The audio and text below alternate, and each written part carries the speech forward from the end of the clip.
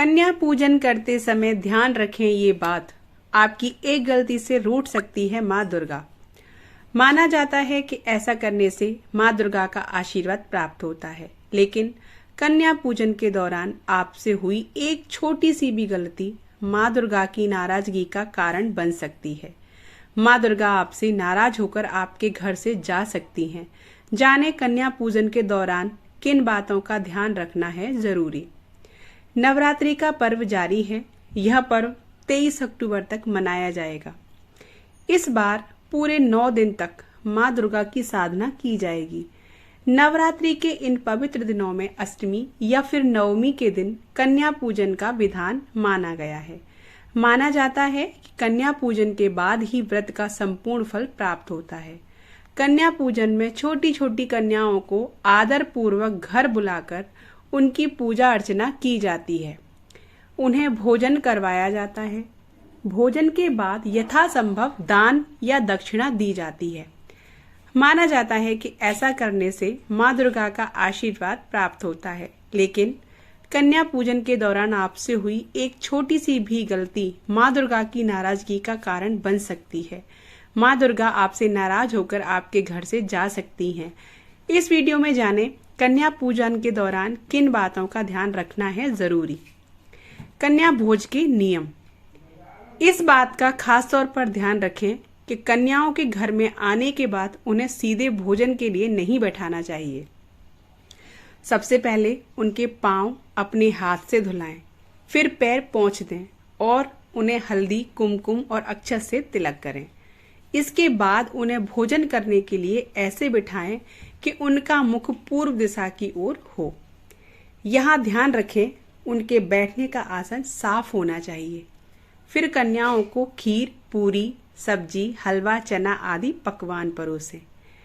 इस बात का भी खास ख्याल रखें कि कन्याओं को खाने के लिए जबरदस्ती नहीं करनी चाहिए। वे जितना खा पाएं उन्हें उतना ही आदर पूर्वक खिलाना चाहिए। भोजन परोसने के बाद कन्याओं के पैर धोकर उन्हें उपहार स्वरूप कोई भी वस्तु दें। उपहार में फल, सिक्के, लाल चुंदरी, मिठाई, कोई भी एक बर्तन आप दे सकती हैं। यदि आप इतना सब नहीं कर सकते हैं तो कोई भी एक चीज उन्हें सामर्थ्य के अनुसार देना चाहिए। उपहार देने के बाद उनके पैर छुएं और उनसे आशीर्वाद लेकर उन्हें सम्मान पूर्वक विदा करें। इन बातों का रखें खास ख्याल। कन्या पूजन करते समय कुछ सावधानियां जरूर बरतें। कन्याओं को जरा भी डांटे नहीं और पूरी श्रद्धा के साथ उनकी पूजा करें। दरअसल वे जिन्हें आप पूज रहे हैं साधारण कन्याएं नहीं हैं, बल्कि उन्हें देवी का रूप माना जाता है। कन्याओं को इस दिन भूलकर भी बासा भोजन नहीं करवाना चाहिए। कन्याओं के लिए जो भोजन बनाएं उसमें भूलकर भी लहसुन, प्याज का प्रयोग बिल्कुल भी न करें। कन्याओं को भोजन करवाने से पहले भोजन को झूठा ना करें। कन्या पूजन में कन्याओं के साथ गलती से भी भेदभाव नहीं करना चाहिए।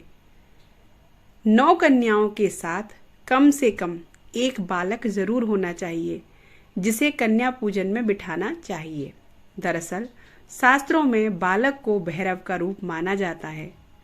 कन्याओं के विदा होने के बाद तुरंत साफ सफाई नहीं करनी चाहिए।